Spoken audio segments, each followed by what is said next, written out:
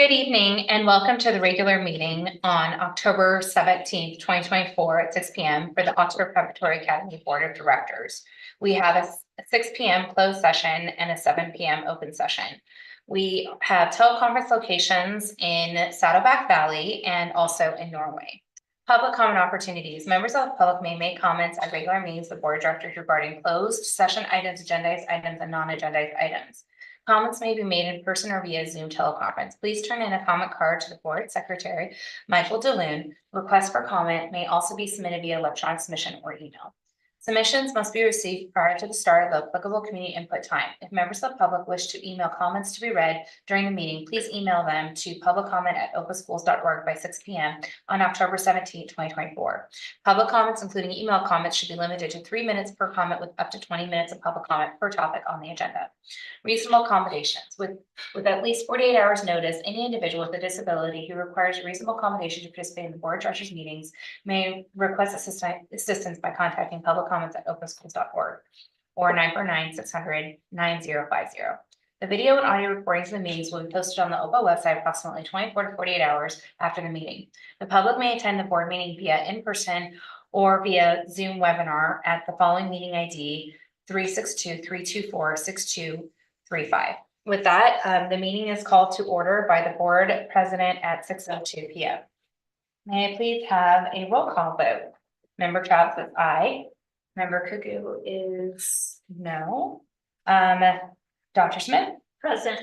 Member DeLune? Present. And Member Freiler? Present. Right. The approval of the agenda of the regular meeting of the Oxford Preparatory Academy Board of Directors on October 17th, 2024. It's recommended the Board of Directors approve the agenda of the regular meeting of the Oxford Preparatory Academy Board of Directors on October 17th, 2024. May I please have a motion? And a second? Second. Okay, thank you. Roll call vote. Member Travis is aye. Member Smith? Aye. Member DeLune? Aye. And Member Freiler? Aye. All right. Community input on closed session agenda items. Members of the public may comment on items listed on the closed session agenda only. Speaker may not relinquish their time to another person. Board Secretary, are there any comments regarding the items listed under closed session? There are none. Okay, thank you. Closed session for discussion and possible action. We have four matters. Conference with legal counsel, anticipated litigation 54956.9, significant exposure to litigation pursuant of subdivision section 54956.9, 2 cases. B, conference of real property negotiations, government code 54956.8, public employee appointment dismissal, discipline dismissal or release 54957. And D, public employee performance evaluation 54957. With that, we will go ahead and convene to close session at 6:04 p.m.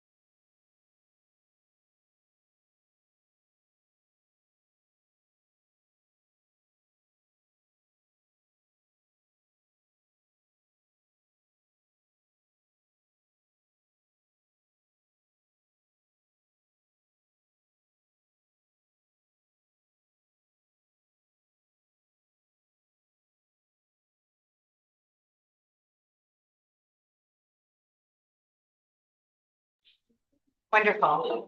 Good evening, everybody, and welcome to the Oxford Preparatory Academy regular board meeting of October 17th, 2024. We are reconvening to open session at 7:16 p.m. There is no action taken from closed session. Next, moving on to flag salute. Would one of our students like to start us? Any students? No? Okay. All right. All right, here we go.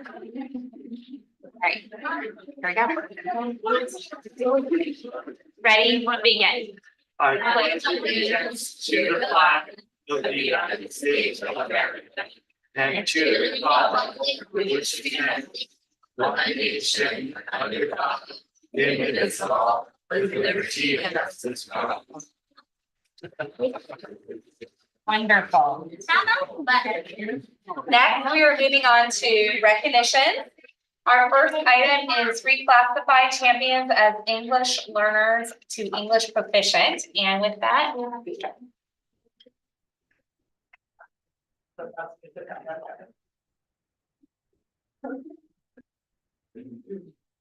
evening. Good evening so much for having us. These are my kids and families that I've been working with for years. It's so exciting to be here. Can you guys all? Yeah, I have a teacher voice. Let me grab these. Okay. So I have a little couple slides, but I wanted to welcome you to our reclassification ceremony. All of you worked very, very hard to get to this place. And so the board knows I do this every year, sometimes twice. And it's very special because we work really hard together. So I wrote things down because otherwise I would just talk and talk. So I wanted to talk a little bit about our program, which is mention it to you. The OPA English Learner Program is designed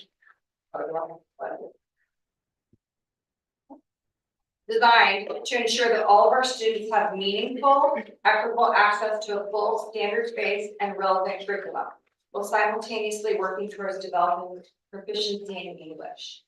And with that, I want to recognize the fact that our students are bilingual, sometimes trilingual, and that is very important to us. So I want you, I think I've said it to you all several times, phone calls, meetings, but that little friends makes you smart and smarter and able to handle what comes your way in all facets of your life. So I'm really proud of you. And I want to talk a little smidge about our program and what this process is and how you got here. So this is a kind of a state mandated program for students to make sure that anyone, it's basically keeping our learners, giving them the access they need to receive the education that they deserve. So with that, there's criteria for that you to be proficient, which means that you are able to access the education, our educational system, the best way that you can. There are 4 criteria for becoming English fluent proficient. And all these, there are so many acronyms, and I know I always have to explain them. So up here we have the 4 criteria. The first criteria is a statewide criteria of a 4 on that LPAC test. And raise your hand if you've taken that LPAC test before. Yeah, you have. Yeah. So that test is every springtime, and some of you took it more than once. And there are 4 levels, 1, 2, 3, 4. And there's nothing wrong with 1, 2, or 3, but 4 is the one where it shows us that you're ready. But you're not really ready yet. There are 3 more criteria. The next one is a teacher evaluation. So we talk to your teachers, and in your classes and all around all the time, you go in, we talk, we make sure, are you reaching the curriculum? Do you think this is a good time? The next one actually is the most important one, that's the parent conversation. So I call all the families, I Zoom call you, I meet you on campus, I go out to the pickup lines or wherever it is that we talk. And we wanna make sure that you're comfortable. And there have been times that parents have said, I don't want them to be out of your program because they're getting a lot of special help. And so that's okay, and that's great, and we will help you for as long as you need help. Just want you to know that, we're around. So that's a big component. And I'm actually in a lot of meetings, and we're working on that parent component even a little bit more this year. And then the third piece is an academic, they call it academic progress. And that's where we just make sure that you're making good academic progress. Are your tests okay? Are you able to do, you know, formative and summative? So we use CASP scores, we use core phonics, we use iReady, all those scores. And parents in conferences, I'm sure you're getting all that information too. So those are the 4 components to reclassify. So here you are, you've passed through all 4 of those, which is kind of a big deal. All right, so I want to we're going to start. Giving you some awards. You ready? Here we go. So I'm going to call up people. Usually I have people on the other statement. Calling up people. Where should we stand? Right here. Hi. Yeah, stand over there, then we'll move it through. Okay. Okay, Andrea Chen.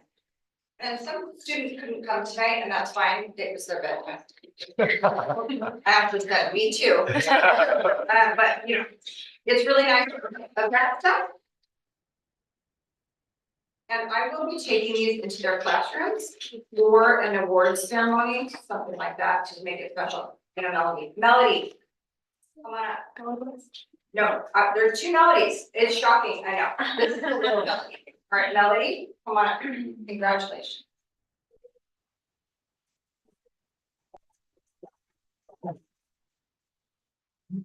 Robin?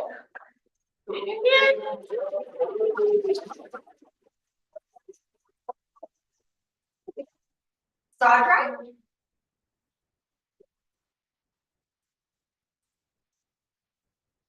Kayla? Kayla couldn't make it, but maybe online, you never know. Kayla, good job. Mateo?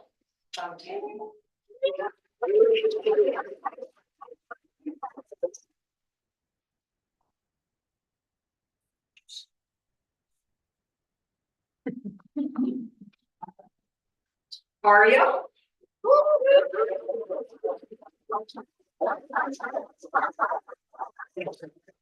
Okay. Anna?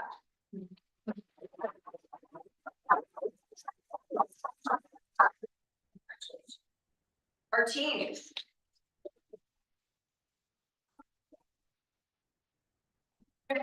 Victoria?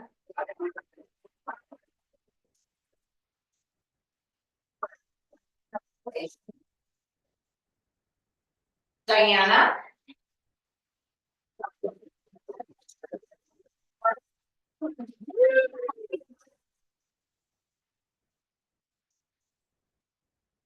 Congratulations. Santiago?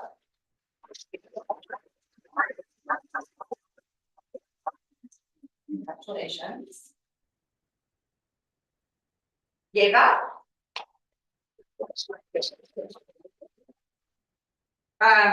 Santiago Duarte? Who's not here tonight. Congratulations, Santiago. Adrian?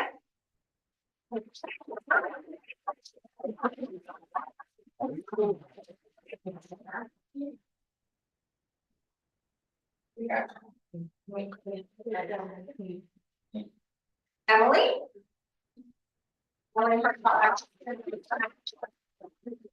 Mark Maslow, did not make it tonight, but did a great job. All these. Aria?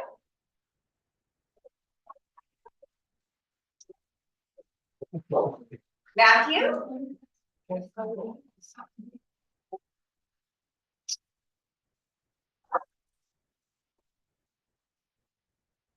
Here you go. Cabot?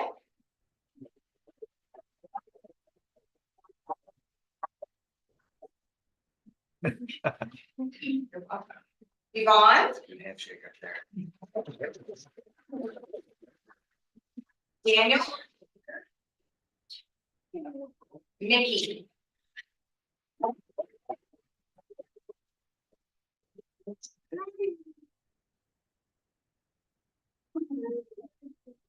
Yvonne.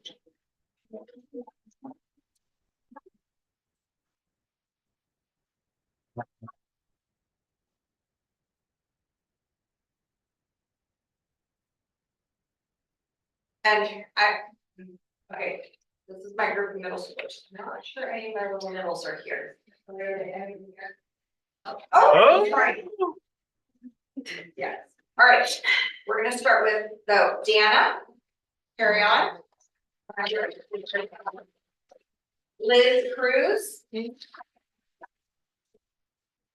Jean Dietrich. Danielle Martinez. Nikki Mojica. Donna Perez. Rodrigo Sevilla. Denai. Yeah, sorry.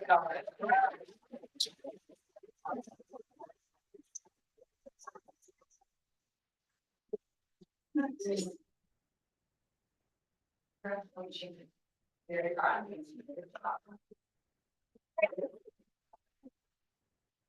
They're really smart and motivated, and I'm very, very proud of them, so. I just want to mention too, that my team is here. Can I have Kelly and Petra come up as well, please?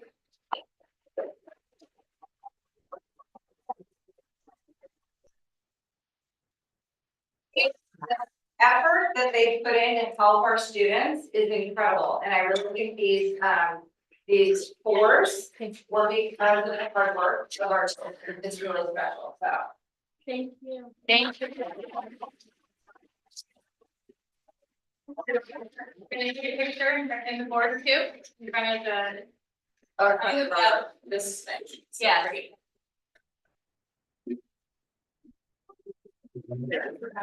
We'll get the adults on the top layer. Okay.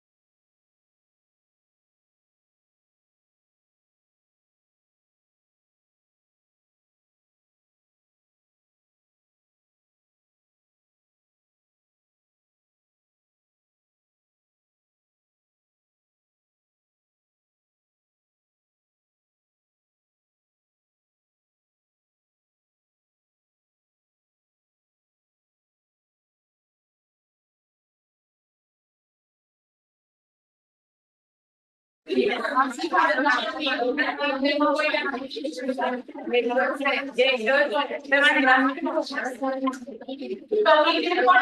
moment. Oh,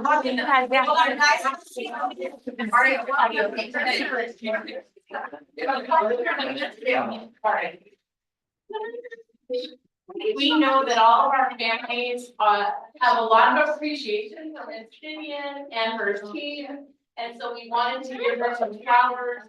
If we could give Ms. Vivian a big round of applause for all.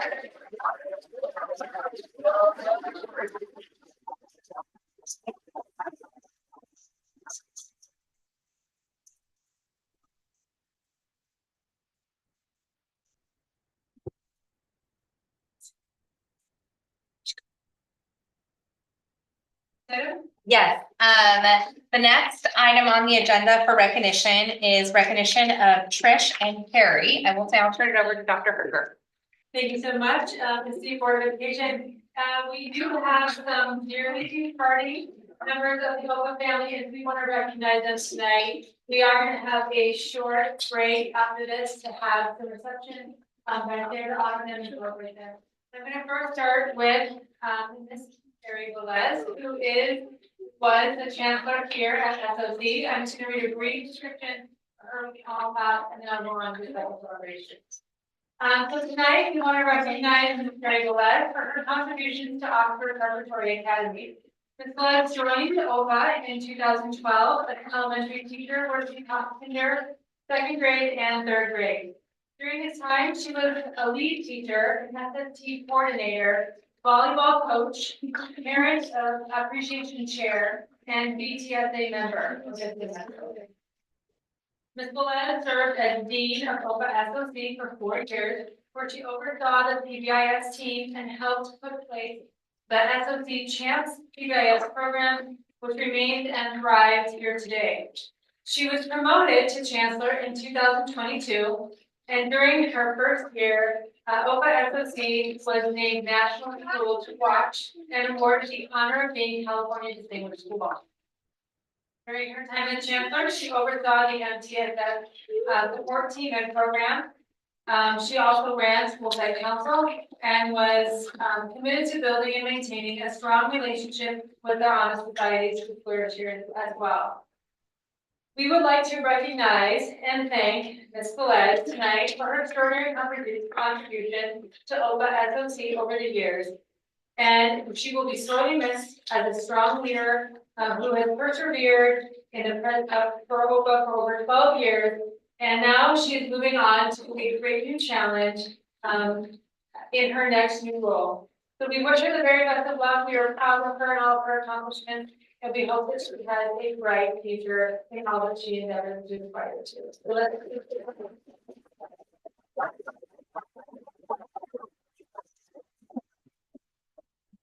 I just want to recognize Ms. Jackie Roulette, who is standing in the audience. So Jackie is also a dean here at SOC, and she is filling in as interim chancellor while we do the first process. So thank you so much for your.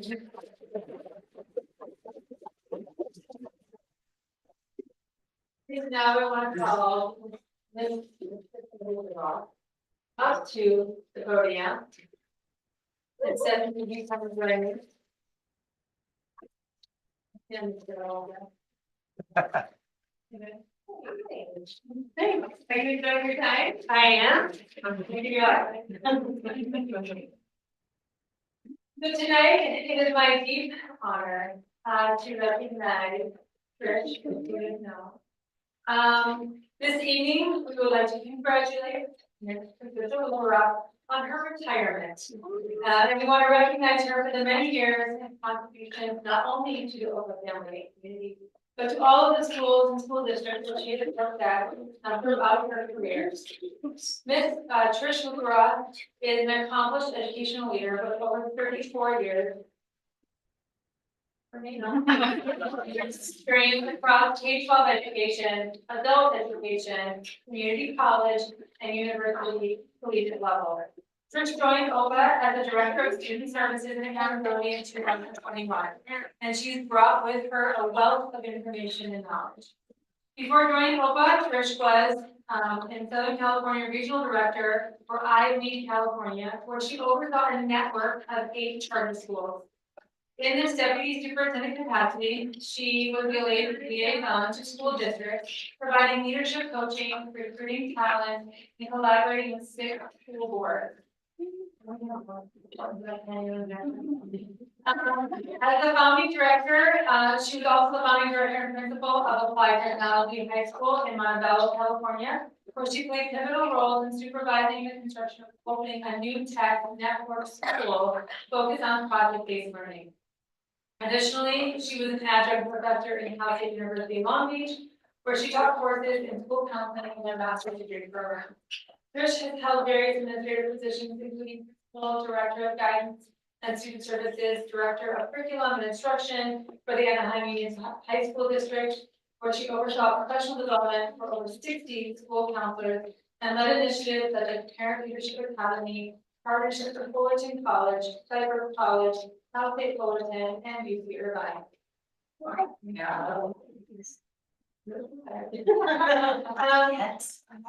Trish, above all, is just a passionate educator. She builds trust, she builds professional relationships, and she focuses on continued growth now. Her expertise encompasses data analysis, curriculum leadership, and the creation of engaging professional learning opportunities for everybody, including all of us. I want to congratulate Trish on her decision for retirement, although it's a very sad day for the family. We wish the best for you, and we are appreciative of the outstanding contribution that you have given us in service over the years. I also want to thank family members, which we have present here tonight, to support as they provide support to Trish, so that she can be a dedicated and passionate educator who serves students and families across not only our community, but other people.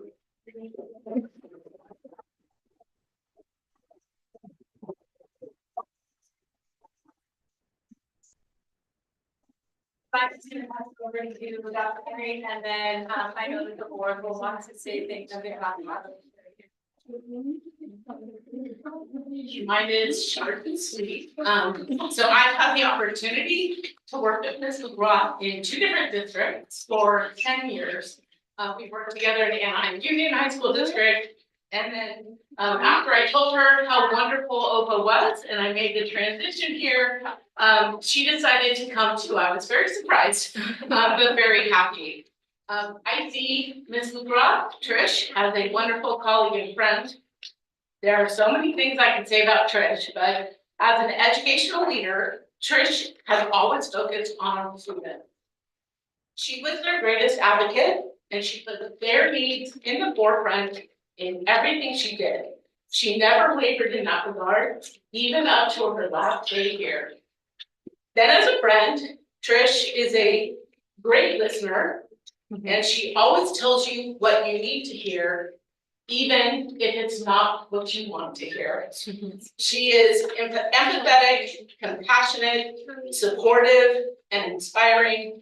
I miss her already.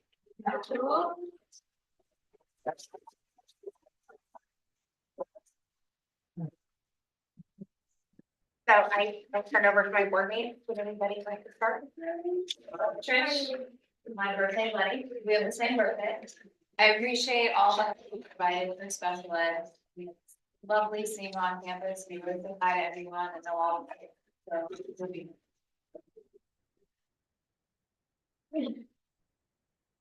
I would just like to thank you for not only doing everything you've done, but last year really stepping up and helping the middle school when it was getting big. It really was amazing. And so to me, I just want to thank you for raising your hand and doing everything for OPA. Really appreciate it. And I'd also love to thank Carrie for her service here. She's been such a champion for OPA that it's really where she's going to be sorely missed. Carrie was my son's kindergarten teacher when we joined. So watching Carrie grow as my son grows, she's been a great support. She's done great things for our school. The Honor Society here just raised a ton of money and had a wonderful send off for her with the jog.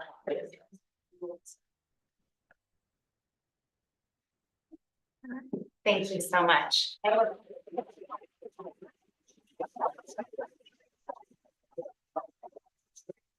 We'll now break for a 10-minute recess. We're gonna take a break. Okay.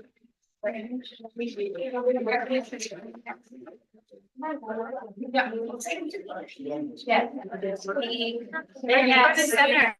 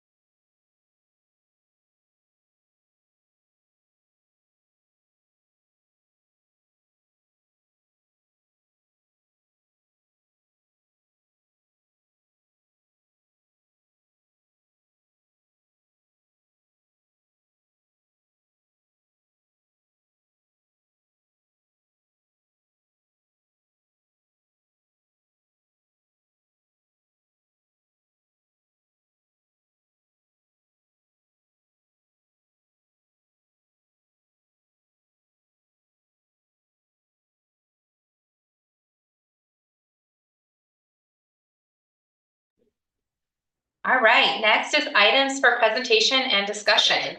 The Media Arts Career Technical Education course, and our wonderful chancellor from the middle school will be presenting.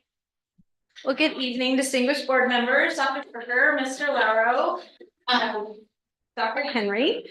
Thank you to everyone who's here tonight watching from our OPA community. I just wanted to share something today. It's actually my 1-year anniversary at OPA. So I did not be here a year ago. I'm not sure what I was encountering. But it was interesting as I was reflecting on this presentation. I constantly get questions from colleagues, prospective parents and students, why OPA? And that is kind of our theme this year, why OPA? And I immediately answer the passionate staff, the amazing students, the tight-knit parent community. And tonight I'd like to share with you another reason for why OPA, which is our innovative career and technical education pathways that we have developed and we are continuing to grow that is going to make OPA middle schools stand out amongst all other middle schools. Oh, come on, Jonathan.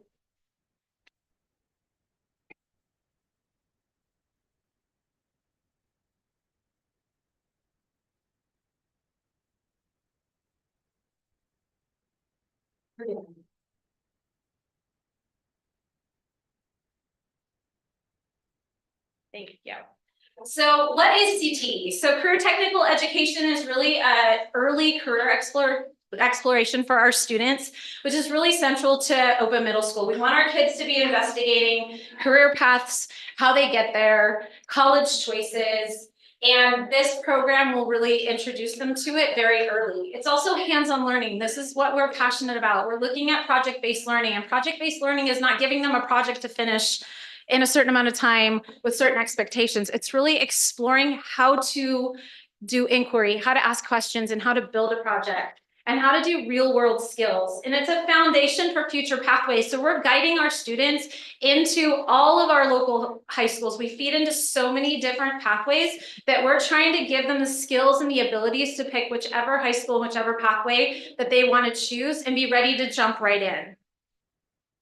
But why CTE? So the number one question that we always get from students is, why do I need to know this? Why should I learn this?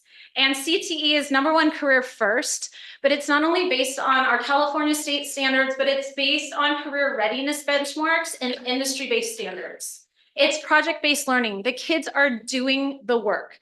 They're immersed in how to create projects, how to explore projects, and how to explore passions.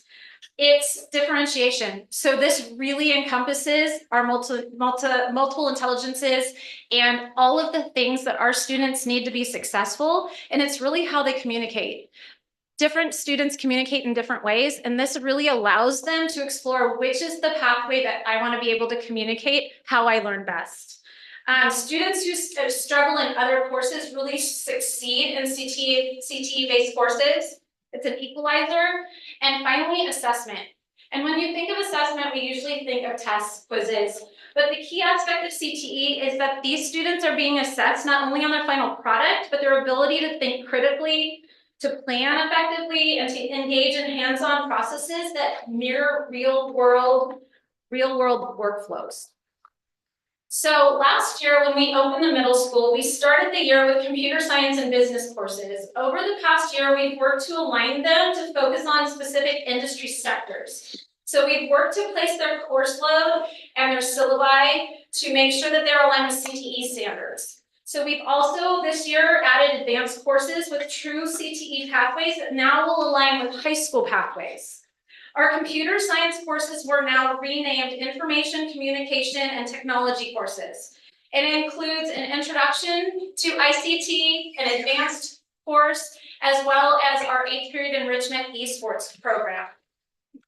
In addition, our business course this year, we've added an advanced business course that is now focusing on career exploration, public speaking, marketing, virtual enterprise, entrepreneurship, and all of the students are working within a virtual banking system.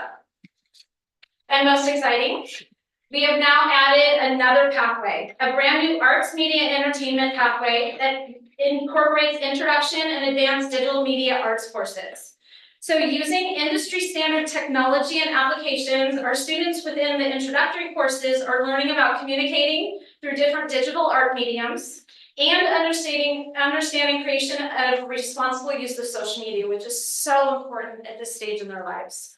Our advanced course extends this to application of learning. Our students are exploring AI and virtual reality, as well as creating student marketing campaigns and a yearbook production. And all of our CTE pathways are taught by professors with CTE or industry standard single subject credentials. So one of the most critical parts of building CTE pathways is our curriculum development. Creating a CTE curriculum is a unique process. It really requires a unique balance between academic rigor and real-world hands-on skill development. So unlike our traditional academic subject areas, CTE curriculum must align with both education standards and industry standards that are ever evolving. This involves collaborating with industry partners and staying current with technological advancements and the needs for specialized equipment and tools. Additionally, our curriculum has to be flexible enough to adapt to the regional job market needs while providing our students with transferable skills for broader career options. This curriculum must be connected to support all types of learners and all learner styles. So this is not something that can easily be purchased and just provided to our professors. So kind of an example of where we're at as we're building this, it's kind of like building the airplane as we're flying. Everything changes day to day. So every day we're having to reevaluate and review and revise what we're teaching our students to make sure it's relevant and current. So our new professor is helping all of our CTE professors work on an overview of a CTE framework. So this is a structure of what we are teaching all of our students to do. It's practical skills, it's putting the cognitive load on the students, not the teacher. It's having the students be really invested in their planning process, not the teacher planning for them. It's building executive functioning skills, organizational skills, planning, how to chunk projects, how to time manage. It's differentiating. So throughout the entire process, they're able to differentiate for every type of learner, how fast they can move forward, how many times they need to revise and reflect, whether they need to fix it, go back and revise, or totally scrap the project and start from scratch. And by applying these skills in real world scenarios, they're not just passive learners, but they're creating. They're creating every step of the way, and it's preparing them for success, not in these courses, but in all of our academic courses, and then really preparing them for high school and beyond. So another example is our champion profile. This infuses everything we do at OPA. And so one of the first projects as we were starting to build these pathways this year and really revise and revamp them is our students took a look at the champion profile and really had to reflect on what it meant. So it wasn't just a poster on the wall, it wasn't just words that were being told by professors, but they had to think, what does each profile of the champion profile mean? So one of the first things they did is they had to build mascots. So they had to think of like what in their world reflected what these champion profiles meant. And then as they move through all of their project-based learning and all of the different pathways as they're going through the CTE courses, they are reflecting on each part of the champion profile and applying it to every single project phase that they go through, or applying multiple profiles to the project phase. And our goal is with all of our learners that they're applying all of them before they graduate, which is also part of our 8th grade capstone project. Another big piece of these programs is inquiry. Again, it's really having them think. They're asking good questions. They're really doing the research. And we have to provide students the opportunity and freedom to explore these areas of interest that they might not otherwise be exposed to in traditional elective courses. And so when our students are given the freedom and the right environment to explore, they're uncovering hidden talents, fresh ideas, creative pathways that they never realized they had, which is already transforming their learning experience and their sense of what they're capable of achieving. So for one example, we had students jump into the idea of, we love filmmaking, we love storytelling. We have students that within 2 weeks had written a 16-page movie script. We have students that have never touched 3D modeling and are already looking to design homes and rooms with 3D architectural design. We have other students that are exploring that virtual reality experiences. They were looking in their classroom, and the quick video clip there is they're running around looking at dinosaurs running around in the classroom. So learning really how VR is going to expand our learning experiences. And this was one that was near and dear to our hearts, is differentiation. As a full inclusion school, full inclusion, community, we have students in our programs in Scholar Academy with special needs on IEPs, 504s, that just learn differently. We had one student within the first few weeks when the students were just allowed to play with the new technology, play with the new platforms, jumped right in. This is a student on an IEP who struggles in their traditional academic classroom, struggles with communicating verbally, is very shy, very introverted, and immediately jumped into a platform where they were building and drawing and applying layers. Like the work that they produced in 2 weeks is work that an advanced student over 2 years might not produce. So it's just another example of how just giving the students the experience and the exposure to these pathways can allow them to communicate and thrive in a platform that they might not have known even existed. So why not? So our CTE work goes so far beyond the walls of our classrooms, and it's impacting not only all of the areas of learning for our students, but these skills learned in these CTE pathways are being applied not only in all academic areas, but are really impacting all of OPA in terms of our culture. It's impacting our school and our organization. For example, already, and I'll show you an example in a minute, student-driven marketing campaigns are teaching students to create professional quality social media content, which includes student and staff interview videos, showcases our unique world of our school, which is OPA, which is why OPA.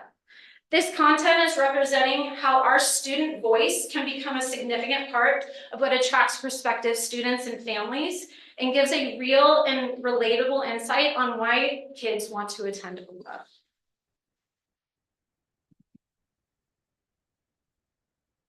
So as our students are creating content that represents our school brand, and we're teaching them what a brand means, they're also learning how it means to brand themselves, which is so important in our current world. What does it mean to brand yourself on social media? What does it mean to brand yourself in the world where colleges are looking at you, high schools are looking at you?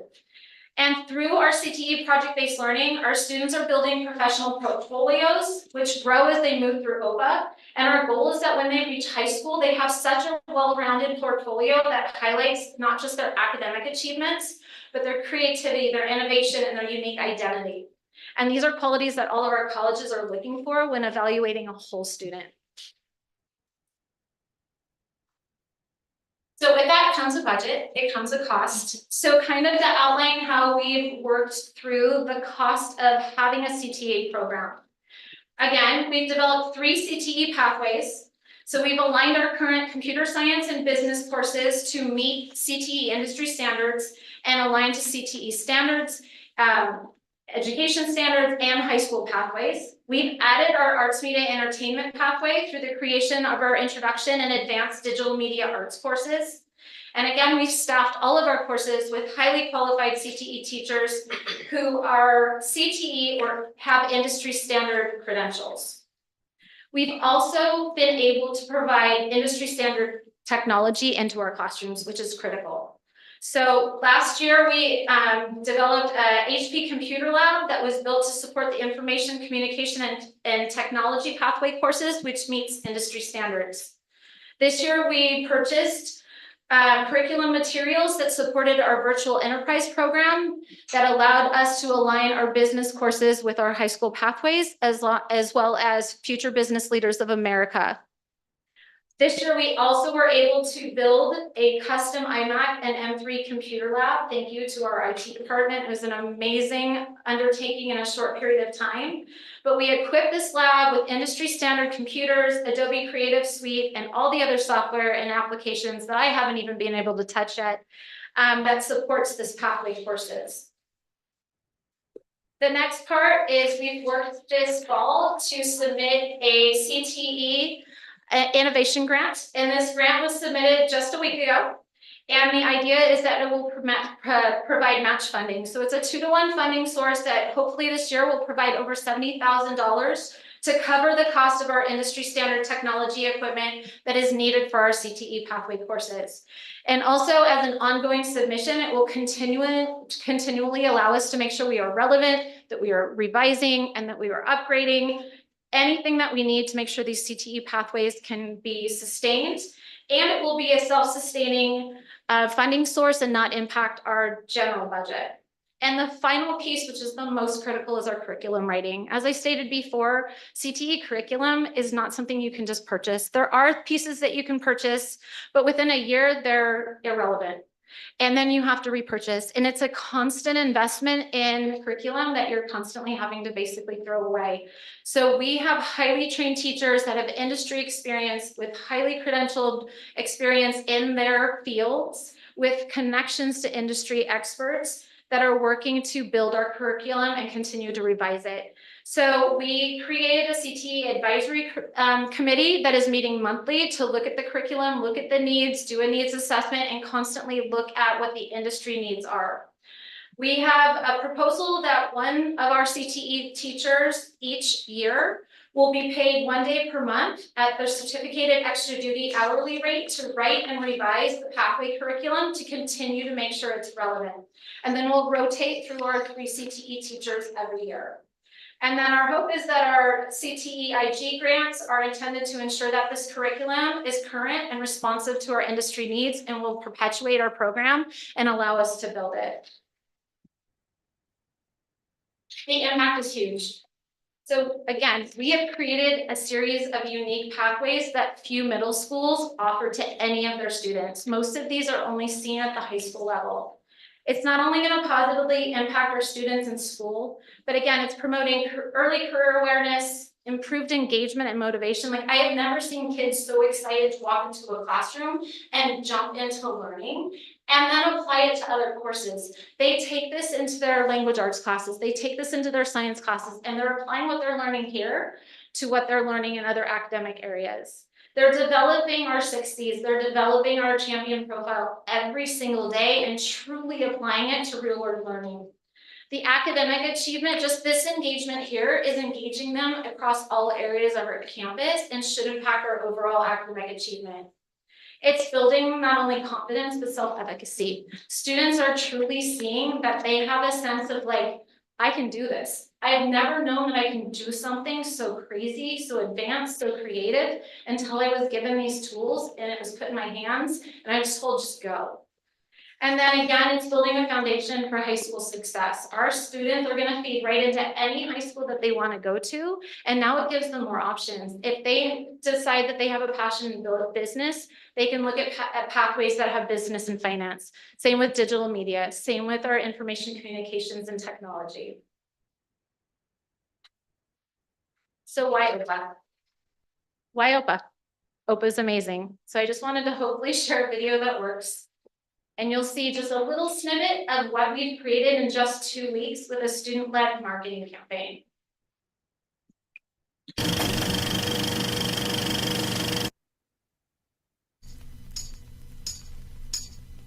I've been at OPA for 6 years. My favorite class is probably math or digital media because my math teacher is really nice and digital media has really cool MacBooks that you can use. MacBooks? What are we doing? What are they called? iMacs. iMacs. Oh, we should redo that. I like digital media so much because the teacher is awesome and he always like puts a smile on my face when I come in his class. Like he has really funny jokes. What kind of equipment? What kind of equipment do we use? Oh, we use iMacs.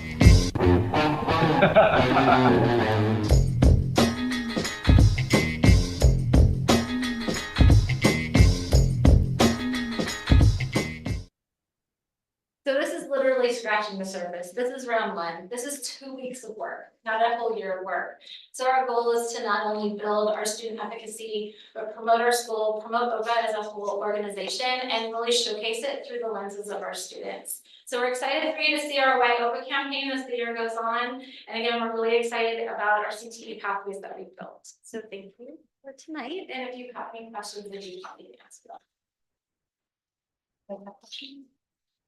Do you have all the budget that you need right now? Because it sounds like you're still like looking for budget. So this was year 1. So Okay. we worked on, again, building our pathways, implementing the iMac lab, applying for the CTAID grant, and then as we go every year, we'll be refining and revisiting our budget and looking to see what else we need to make sure our courses have relevant technology, what we need to do to upgrade any kind of software.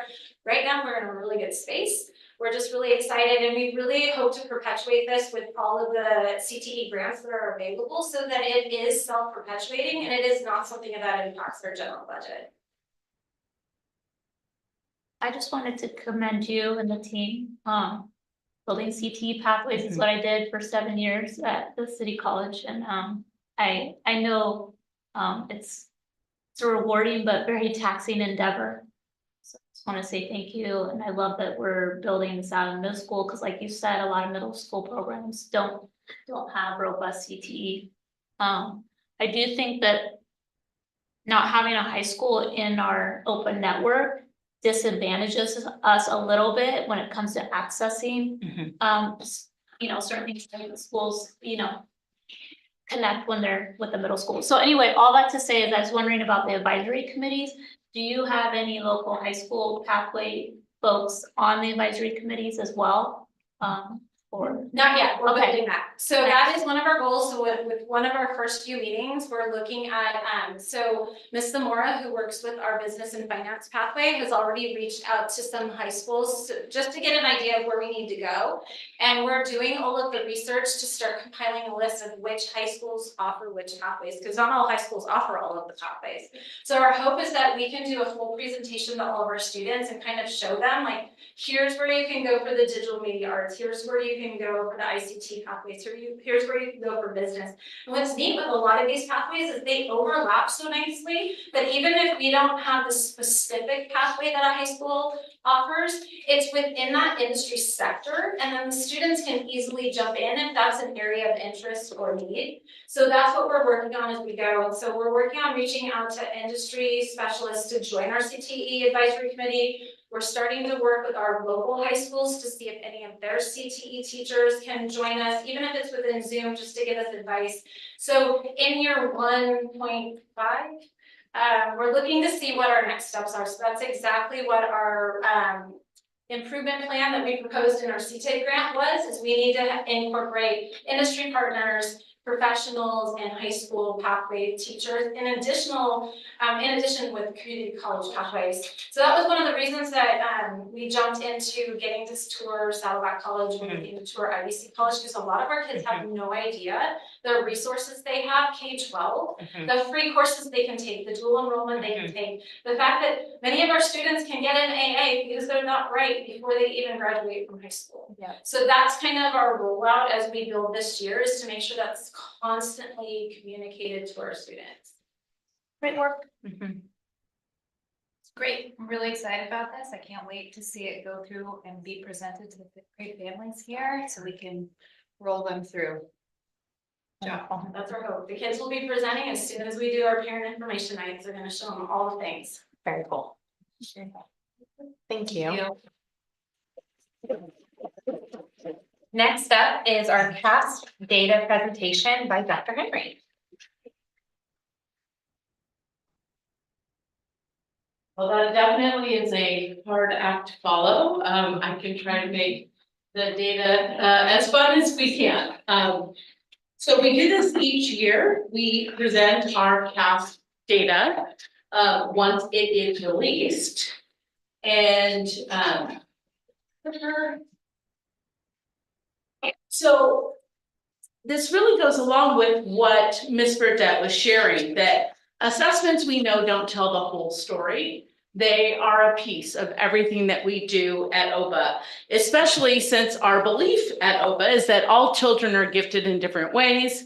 We value the 6 C's, and we heard all about that in Ms. Burdette's presentation. However, our assessments are a very important measure, a measure in time, and that lets us know how all of our learners are doing. As we go into this presentation, you'll see a little bit the path we're going to take. You'll hear some mixed results. We're going to start with some celebrations, but we also have some challenges ahead of us. We know that looking at this data, it highlights the need for more focused support, especially with some of our student groups, and we will address that as we go through the presentation. So starting with our celebrations, and you have a copy of this presentation in front of you in case the paper is easier for you. OPA science scores are far higher than any other district in Orange County. We're very proud of that. In fact, looking at all the other districts in Orange County, all 3 of our schools are 11% higher than the highest scoring district in science. So that definitely is something that we want to celebrate. Our SOC and SV scores for 23-24 are higher than our pre-COVID scores. And I kind of will end on that note, so you'll get to see a graphic about that in 2017-18 as well as 18-19. Our middle school scores are baseline for this year, and I'm going to tell you a little bit more about that, but we're also celebrating that both SOC and SV showed significant improvement from last year. So when we say that they're baseline scores, what that means is that the middle school, their first year of implementation was last year. These tests are from last year, the first year. So although we are able to look and do some calculations on our own because we had middle school students, when you look at OPA Middle School as an official school, it'll just show the 1 year of data. And we'll do a presentation probably in 2 months about the California School Dashboard, and you'll see that baseline will make a lot more sense during that. You'll just only see the 1 year of data. But we did do some calculations so we could also see growth in the middle school. And then finally, when we talk about that growth, so SOC improved 2.4% in English language arts and 9.7% in math. That is a very huge gain in math, and we did not see that in other districts across Orange County. And SV improved 2.2% in ELA and another astounding 8.2% in math. All right, so now we're going to get down into the details. We wanted to start just by showing you our overall scores and over time, so over 3 years. So for SOC, these are our CASP ELA, mathematics, and science scores. And you can see from 21-22, and we only did the elementary grades because we wanted to make sure we were comparing apples to apples. You can see our scores, and then we brought in the 22-23 for ELA. And you can see some of our grade levels go down, some go up. And then we brought in our 23-24.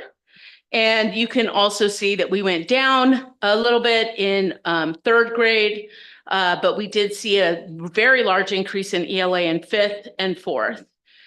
For mathematics, it's very similar, a large increase in 5th, and then small but steady increases in 3rd, and 4th grade was significant with 5.5%.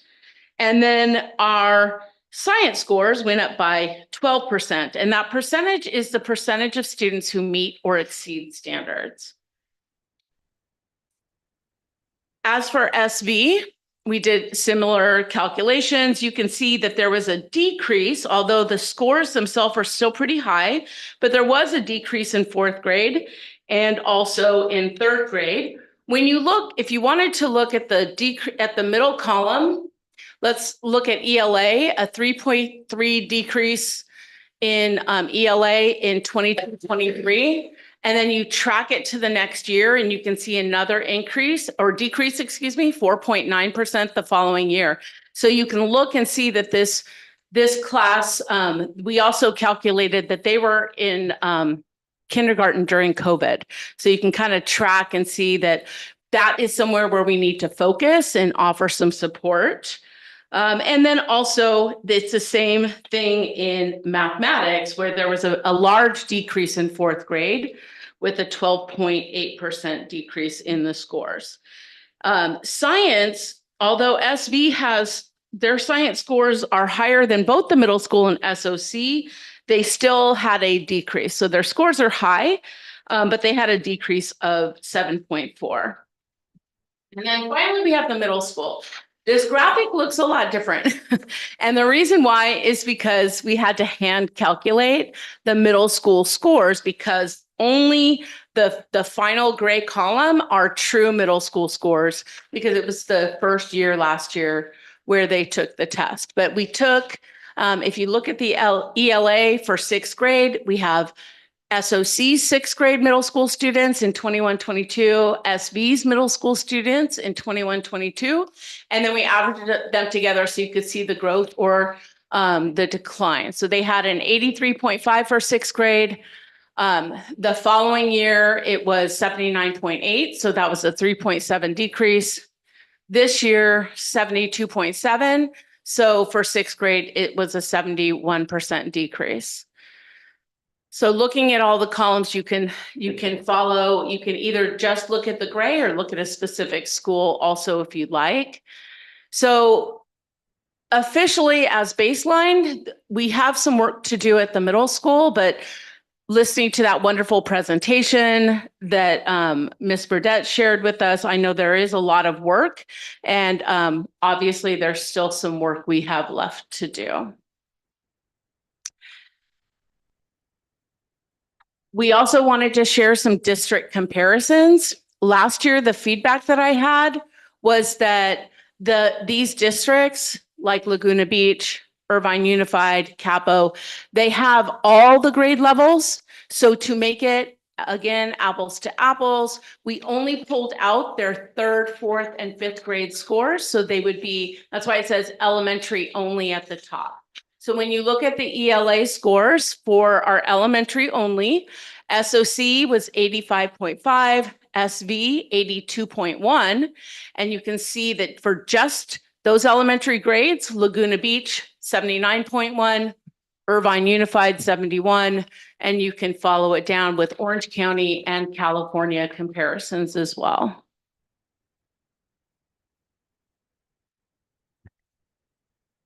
This is middle school only, so we only pulled out the 6th, 7th, and 8th grade scores from those unified districts.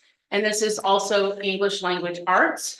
So our middle school, they scored 77.6%, did score, they either exceeded or met standards when you add those together, and they are higher than the other middle school grades in our surrounding districts. So Irvine Unified was the closest with 76.9% for their middle school grades.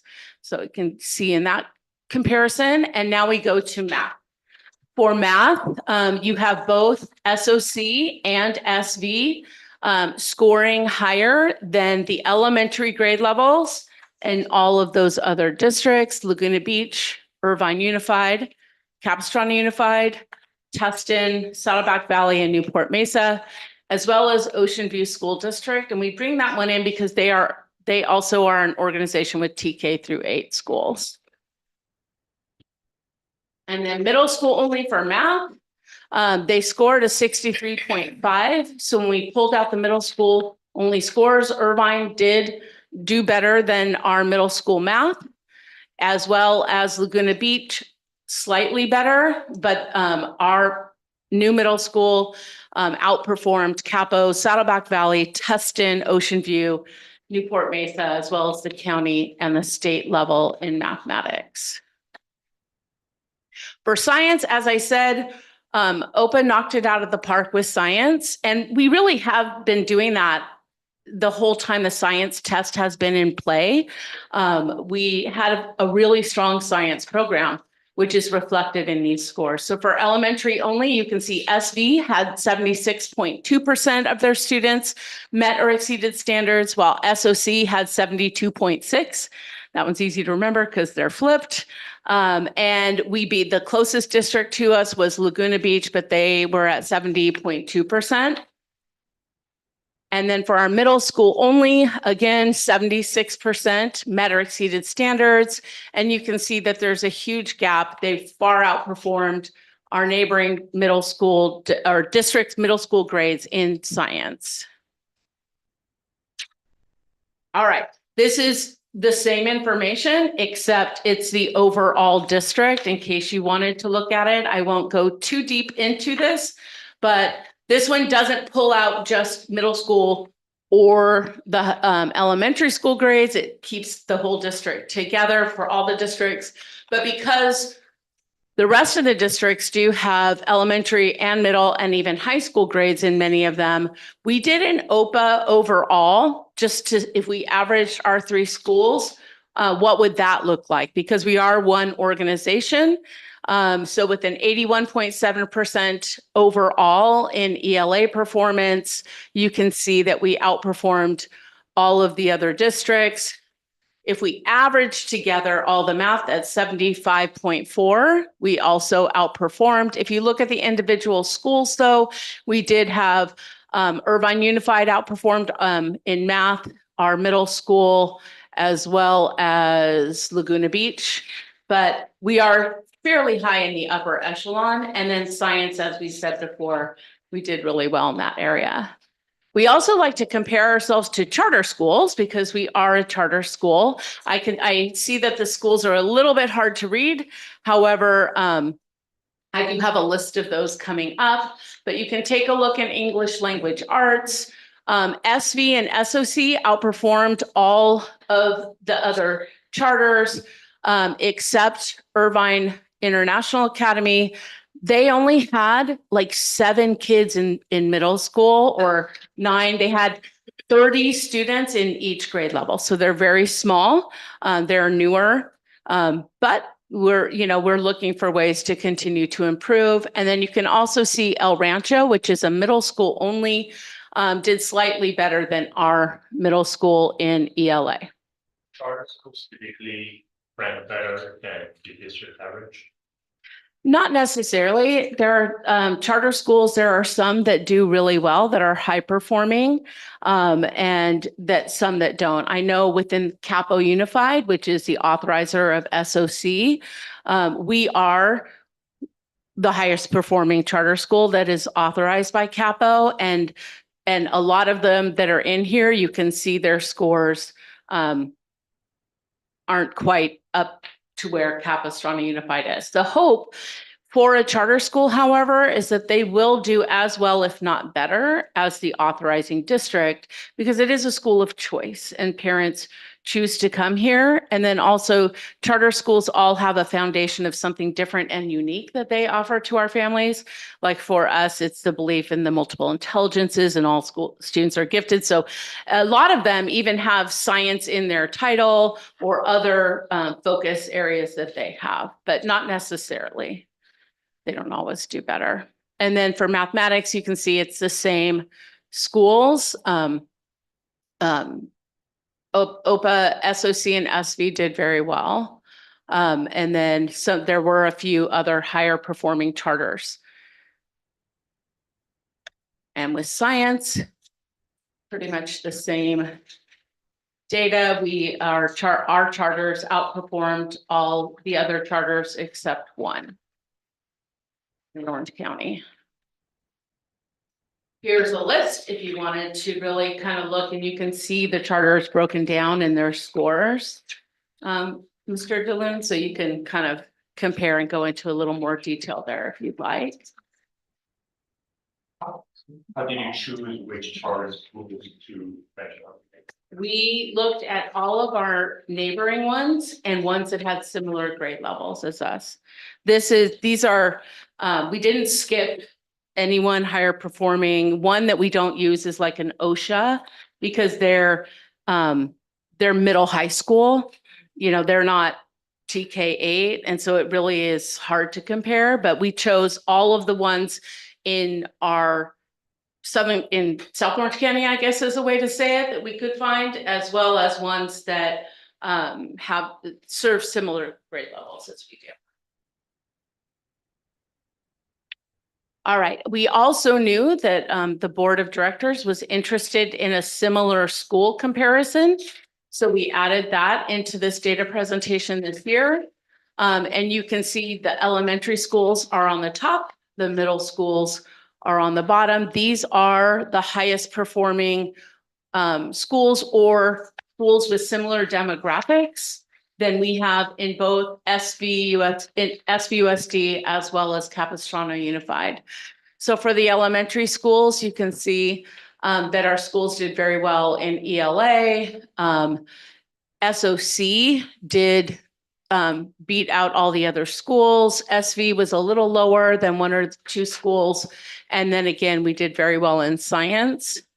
For the middle school, there are two schools in Capo that did better than us in ELA, as well as it's a different schools, but in mathematics as well.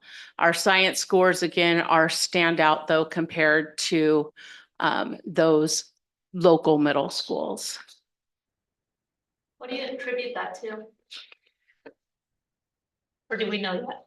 I would say if I were to say right now, when we first came in and came out of COVID, science was not one of our strongest subjects, but when we worked on our scope and sequence, we knew the science test was coming the following year. When it was just about to be a published test, they were kind of revamping the test before COVID, and then that delayed it a little bit. And we really did focus on making sure that our teachers were taking the time to teach science. And then also that's when we developed our STEAM lab, which also worked at our two elementary schools. So I really do attribute it to a focus on science and making sure in elementary, there's so many subjects that our teachers teach during one day, but making sure that they were following our curriculum, which is Amplify. Our curriculum has hands-on components, and making sure that our STEAM lab also helped to support those science, NGSS, Next Generation Science Standards. So when we look at all of our students, we know that these test scores also allow us to see how all of our students are learning. So some of the student groups that we looked at were we wanted to put the overall on top so you could make the comparison. And then we really wanted to look at our English learners, those wonderful learners that Miss Didion celebrated today, as well as our Scholar Academy, which is our students with disabilities. And then SED stands for students who are socioeconomically disadvantaged. So looking at our students, and just a note, if there is an asterisk there, it's because that grade level did not have enough students in order for the data to be published. It's usually 11 students, and you see many more of them in science because science only tests either grade 5 or grade 8. So when you're just looking at one grade level, you won't see all the English learners. So for SV, you can see 16 English learners, but when you're only testing the 5th graders, there weren't enough to report. So we know that we have some gaps, and you'll see in our next steps some of our plans to address these. We always want to focus on our student groups and making sure that all students have access to learning. So some of the challenges and that we saw, and I'm sure that you saw as well, when you're looking at this data, is that we really do want to improve upon the baseline of OPA Middle School, especially in ELA and math. That will be a focus this year. We want to continue to focus on our students who are English learners, a part of Scholar Academy, and or are socioeconomically disadvantaged to help close the achievement gap. We want to continue to look at the math standards. Math is all districts are struggling with math scores, including us in some key grade levels. So we want to continue to look at the math standards, how our curriculum is being implemented, as well as looking at our iReady assessment data in our PLCs. And just so you know, 2 years ago, we did a study with iReady showing the correlation between, do those scores reflect how kids do on the CAS? And iReady did the research for us when we de-identified and gave them our scores, and there was a very high correlation. So that helps us to understand that these iReady scores really do need to be analyzed in our PLCs when our teachers have collaboration time. And then we also want to understand why certain grade levels and or certain subject areas showed some significant decreases. So we want to dig deeper, looking at individual students and seeing why those are. some of our next steps, we have our November 1st professional development meeting, and in that professional learning opportunity, we are going to do a deep data dive with our professors at each site to focus on student groups. So really having a call to action where they're looking at the difference in data, identifying strengths, challenges, and each site is developing a plan. We continue to talk about, do our grades that we give to our students align with their ability to meet the standards? Because we really want to know that if a student is getting all A's in all their classes, are they able to meet the standards as well? Not all kids test well, we know that, but we want to make sure that there is alignment there. We would like to do a grade level analysis of essential standards for vertical alignment and focus on those key grade levels that showed a decrease. We, in our classes, have our professors do small group conferencing with students so they can set goals. They don't necessarily have to see the direct alignment to their test scores, but when you look at the student level, we can also see what areas of mathematics was it reasoning, was it answering some of the problems. For ELA, we can look, is it writing, is it reading, is it listening? Where are they doing well and where could they use some help? Our ELA and math professors will give practice tests prior to the testing window, so students are very comfortable with the format, the question types. We do each year professional learning around the CASP components, preparation tools, and accessibility for student groups. We focus on that really heavily in March and April. And then also each of our sites will do a CASP coffee chat with their family so that they can understand the performance at the schools. I know you probably have a ton of questions, so I'm getting ready for them, but we wanted to leave you with a parting thought. So research showed CTE put out a comment that although California-wide test scores are going in a good direction, most districts had not been able to meet or exceed their pre-COVID test scores. So we did a deep dive for SOC and SV, and both sites are higher than they were post-COVID, so that is a celebration. And for a high-performing organization to still be showing growth is something to celebrate. It really is hard when you are high-performing to keep getting better. And so you can see in ELA, the increases are pretty similar between SOC and SV. And in math, they are very high. And again, both of our sites are higher than they were pre-COVID. Do you have questions for me?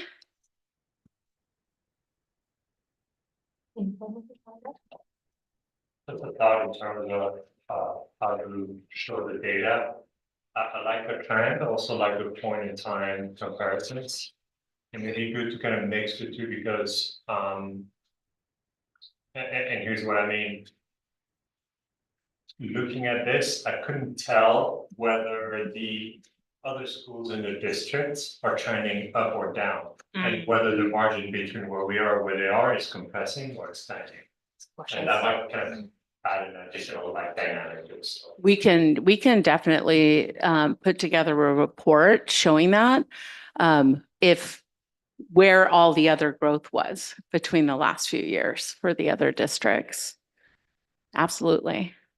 You worked really hard on showing comparative schools were down the same grade levels. We also work on showing comparative schools where our demographics are the same. Like there's a Title I school that we're comparing. Right. And I think the only reason why that one was in is because of proximity. But absolutely, I think the others that were chosen were more demographic, but because of how close it was, that's why. And if there's ever any schools that you are interested in getting the results, please just let Dr. Fricker or I know, and we can do that. All of this data right now is public, but I'm happy to get it and put it in a readable format for you. at any time. I'd like to tack on to that. You know, one of the things that the middle school is doing is it has a really good athletic program.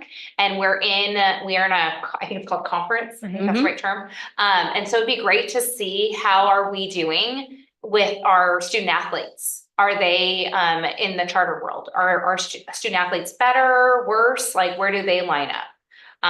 So the schools in the conference as well as pulling out our students in the conference? Well, I would just say our schools, I wouldn't pull out just our student athletes. I would just say the schools in comparisons, because those are, to me, that usually will tell you in general. I don't think we need to specifically pull out the student athletes. I don't know if you could get that granular. Yeah, we could, but it would be Yeah, a little bit. I don't- yeah. Okay. I think it's more of, because we have great teams that, you know, are champions last year. And so it would be great to see if our kids are not only high performing academically, but high performing athletes. Absolutely. we Setting can them do up that. to get to high school and college. Mhm.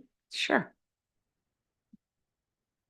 Good job pulling together all the data, and I know every time we go over this, we ask for a new way of looking at it or spicing. And we can things do up. it. We can do that. I Yes. think something we had talked about before, and you can kind of see it the way this is formatted, but I'm gonna ask for it to be even more specifically this way. Not to lose this, but an additional is to look at more cohort based. Yes. So not only seeing how did this year's third grade class compare to last year's third grade class, but following that third grade class to how do they do it? Absolutely. Six, Yeah. and some of these you can follow it, some you can't, the way it's formatted, so. Right. And we can do that. It'll be a little different with the middle school just because it'll be coming from two schools, but I know it can be done. So Generally, then you know it's about the same group of students and we're seeing how are they performing from year to year and how we can help if they're going down or, you know. absolutely. Yes. And then the other thing I just want to say is I'm sure we're already doing this, but if not, like, how do we translate this into our marketing materials? Because we are a school of choice and without putting other schools down, right? But wording it in a way that really helps us stand out, I think is really important because this shows like so much of our goodness. And I know we're not all about test scores, but this is one indicator of our, you know. So did meet with Dr. Kerming. In fact, I'd like to give her the shout out because she makes all these beautiful graphics for me. Right, Dr. Kerming? And we talked about putting out, as many districts do, a press release. Okay. Now that the board has seen our scores, as well as putting these graphics on the website. And from the PIM last year, or the PIMs, all the parent information meetings that we did with the families and the tours, a lot of them said they came here because of our test score graphics on our website. So it is really important. Thank you. I have one more question. When it looked at next steps, I didn't see anything in here around our intervention program. And to me, those are like we have people dedicated to this at the team. I don't see anything about how they're going to be integrated into helping our CAS. Yes. Okay. That was probably just something that wasn't listed, but absolutely. Our PD day is really going to focus on a multi-tiered system of supports. And that's why we're going to do the data presentation. In fact, it's in my update that you'll see tomorrow is kind of what we are going to go over. And intervention is a part of this. Our intervention teachers do get individualized CAS scores before these aggregated scores come out. So they've already been looking at the CAS scores in comparison with the iReady scores. They also look at grades when students are selected for intervention. So absolutely, that's part of the next step. And we really are working, I know Dr. Fricker is very focused on, we're having a lot of conversations about how we can improve what we offer to students for intervention at all of our schools. Any other questions? Okay. Thank you, Dr. Henry. I think you're next still, so. So next is VP 6158 and short-term independent study presentation. Yes. So in the first column, you can see why we're doing this. So BP 6158, which is board policy, is our independent study policy. And you have that for approval this evening, but we wanted to give you a little background. So you did approve this board policy on July 25th, 2024. It was brought to the board, you approved it, but then August 2nd, 2024, some new guidance came out. And this is guidance that could really benefit OPA as well as other schools in California. So the new guidance that came out right after our board policy was approved did a few different things. So one of the things that this new guidance brought forward was that we can get short-term independent study for any length of absence. So the policy before was 3 days or more. And now this new state guidance says any length of time, 1 day absence, 2 day, 3 day, same day. So we felt that was really important, as we know how important our ADA is. It also helps our families to get their makeup work and make sure our students aren't missing anything when they're absent. Another thing that it allowed is for contracts to be signed anytime during the school year. So it doesn't have to be, the contract is your short-term independent study contract is signed and has to be turned in the day you return. It could be signed at any time. And this is important when we were thinking about systems. And then finally, the third thing the new guidance allowed was that we can now use digital work as work completion when a student is absent. And I'll tell you the one that would make the most sense to you. If your students do iReady, we have purchased MyPath, which is an individualized program that goes with iReady. Students generally start it in about second grade, but it adjusts based on their test scores to practice, things like that. So now a teacher can assign a student to complete a unit or two of MyPath and then print out the log sheet, and then that would also count as work completion. So it gives us more options. So that is why you're reviewing the board policy again. It was very important when this board policy, when the guidance came out, that we checked our systems readiness. Dr. Fricker, really, we had a lot of meetings about not overloading our systems or our staff, making sure we had a plan that was cohesive. So we had several meetings since August. We met with our registrars, our office managers, our chancellors all met, kind of going through each individual systems. We met a lot at cabinet level.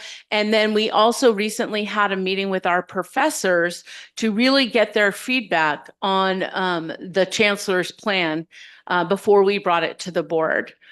The implementation plan for how to roll all of this out and bring back same day independent study is really the biggest piece, was finalized October 10th.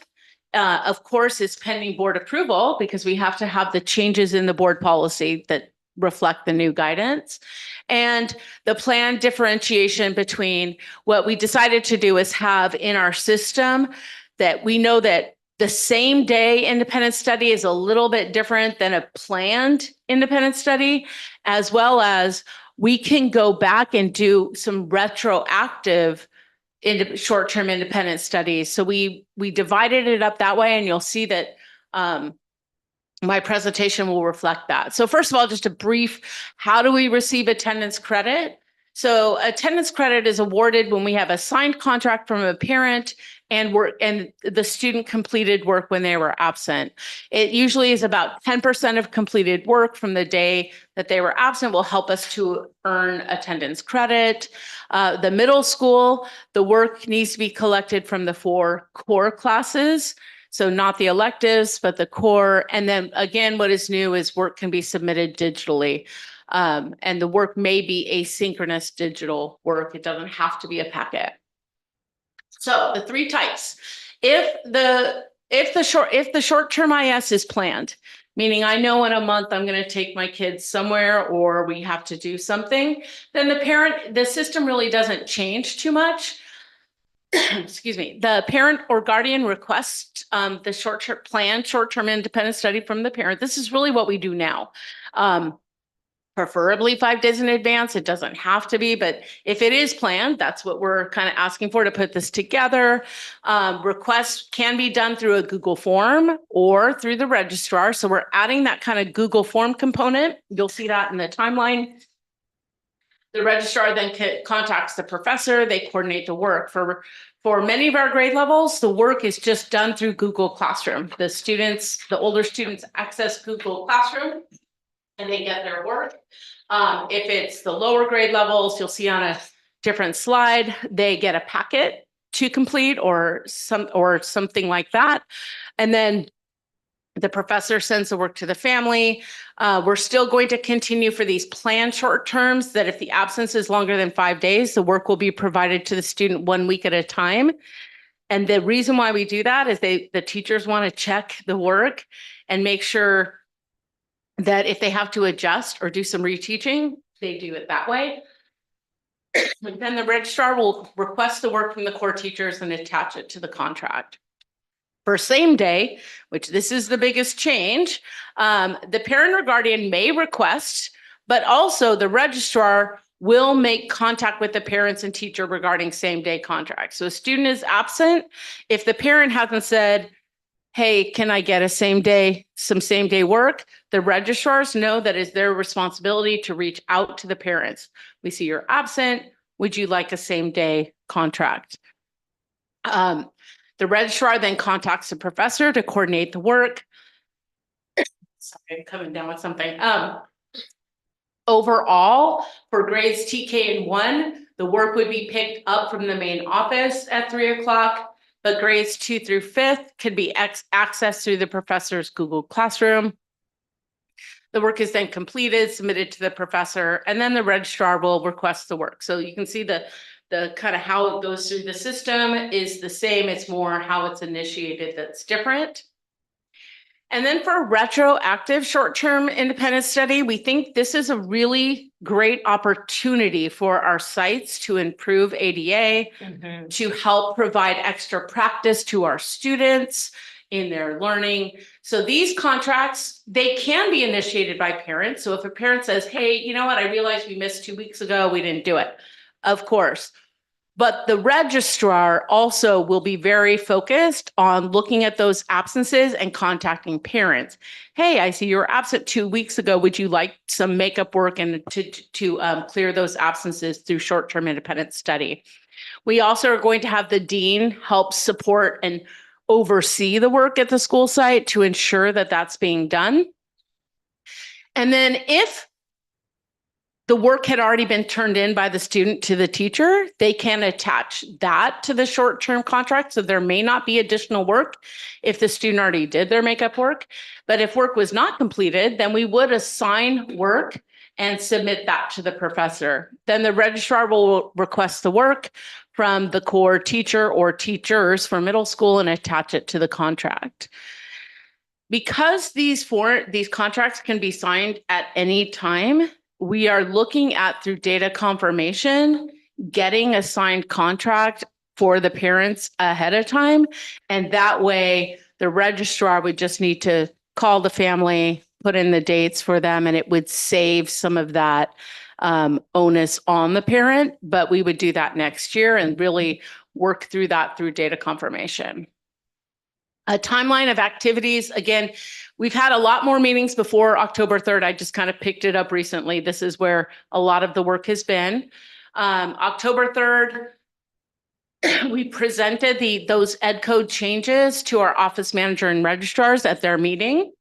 October 11th, which was a Friday, our chancellors presented the short-term independent study plan, pretty much what you saw in each of those slides, to our professors for feedback to make sure they were on board and it wouldn't overwhelm the system. It was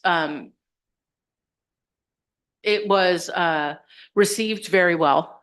There were some suggestions, but overall, they'd been having those conversations for the last few months. So it went fine. And then October 24th. So then tonight on the 17th, we're presenting the board policy to you because we do have to change the board policy before we implement. And then we gave ourselves a week to really go go back, review the processes. We want a new link on the website so that when you go to report, if a parent reports an absence through the link, it would say, would you also like to sign a short-term independent study contract? And again, make it just ease. So we're going to have that in place by next week. And then by November 7th, we have another office manager registrar meeting. We're going to go over the plan in detail with them, although they've seen bits and pieces, really get all their question, work out all the kinks. On November 10th, we'll work with Dr. Kerming. A communication will go out to parents about the changes to the policy. And then we're hoping the day after Veterans Day, November 12th, to be in full implementation of the plan. Any questions?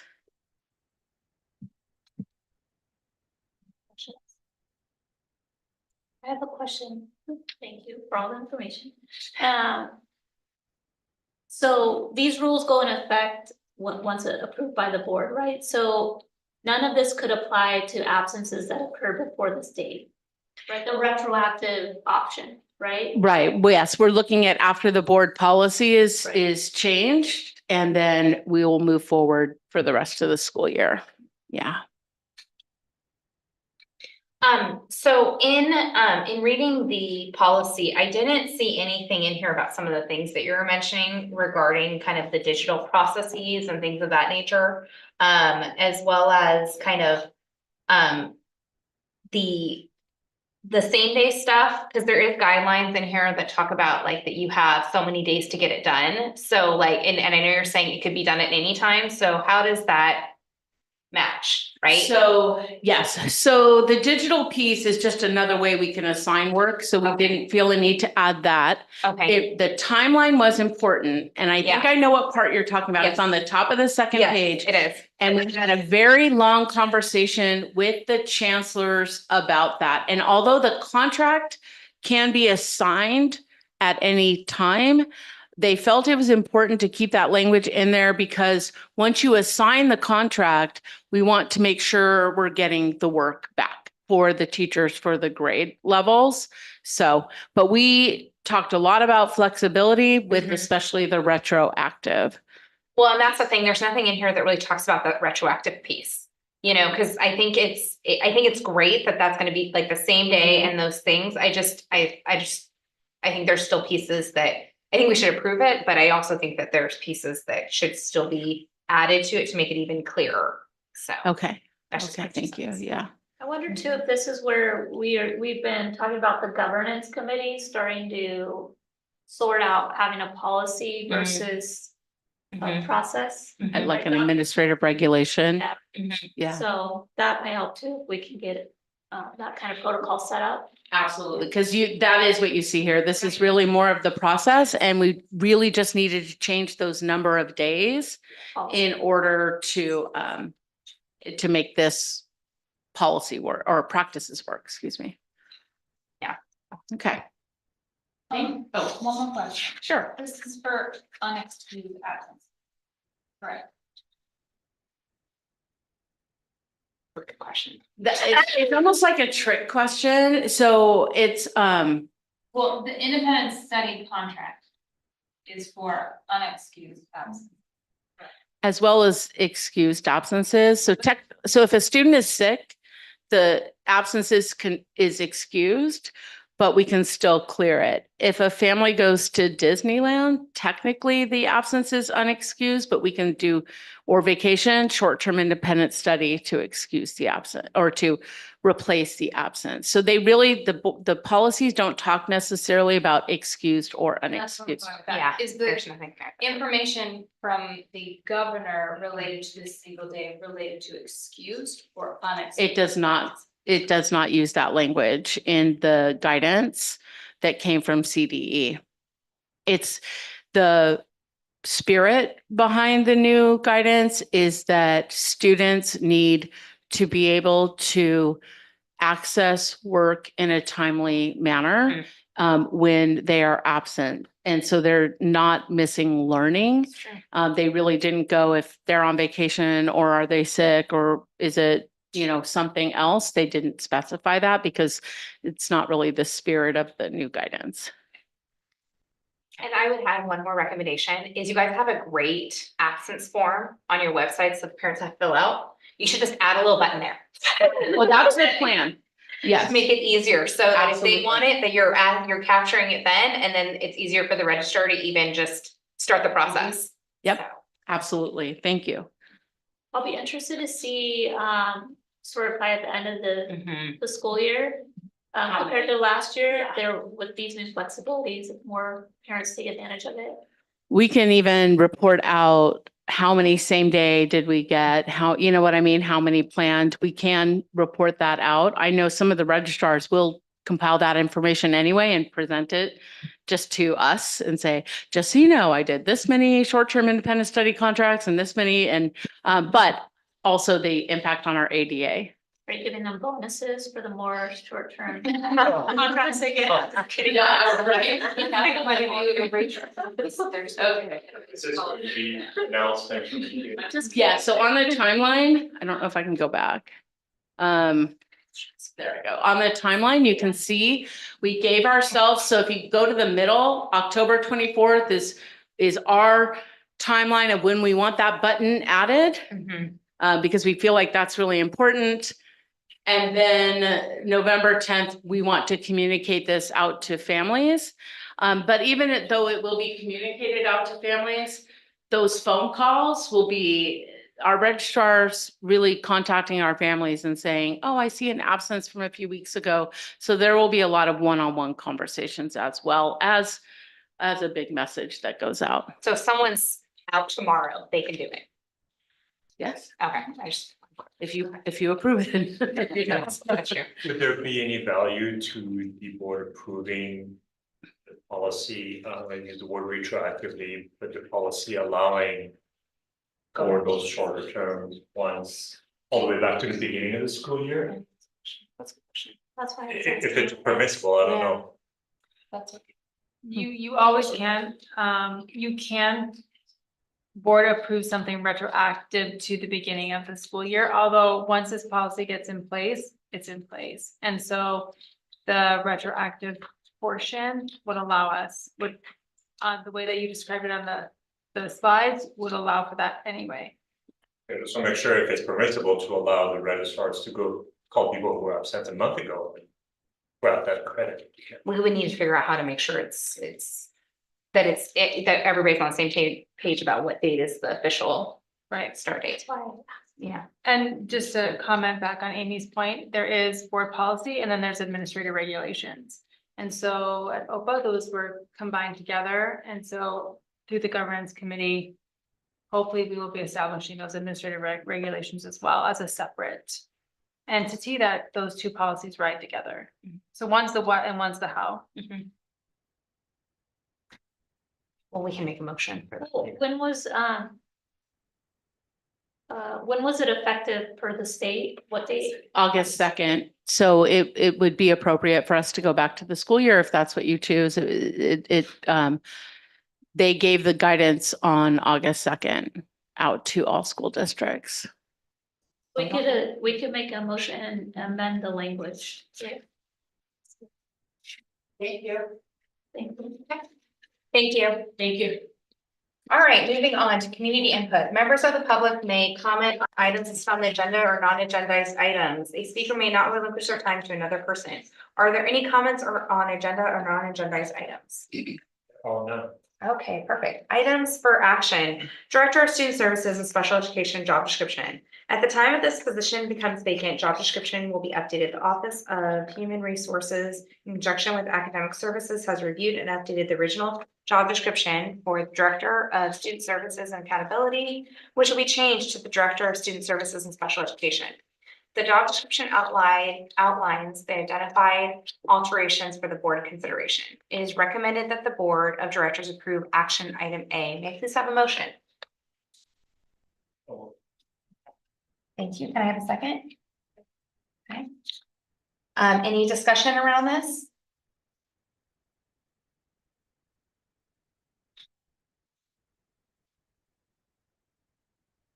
No. No, okay. All right, hearing none, let's go to a roll call vote. Member Travis is aye, Member Kugu is absent, Member Smith. Aye. Member DeLune? Aye.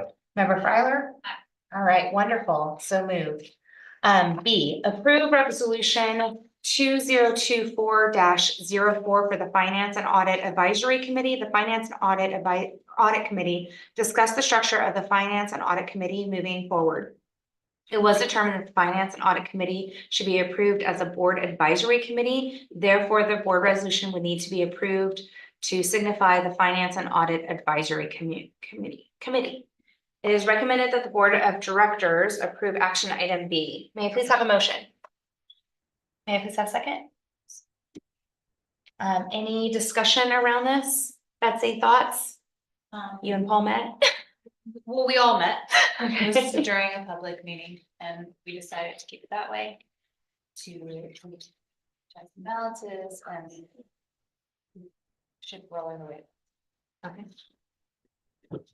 Any other- So this was the model that best reflected the way it's been structured. Thank you. Okay. Any additional questions? All right, hearing none, we will call for a roll call vote. Member Travis is aye. Member Kagu is not here. Member Smith? Aye. Member DeLune? Aye. Member Fryler? Aye. Wonderful. Okay, items for consent. Items for consent will be voted on in one, okay. Items listed under consent are voted on by a board in one motion. There's no discussion of these items prior to the vote unless a member of the board or staff requests specific items to be pulled from consent. Before making a motion, would any member like to pull an item from consent? I would like to pull independent study. So it's C1, so we can do retro. Any others to be pulled? For G4. Okay. Okay. Right. All right, so we will be moving on to approve. So we will do consent. The executive director recommends approval of consent items A, B, 1, 2, 3.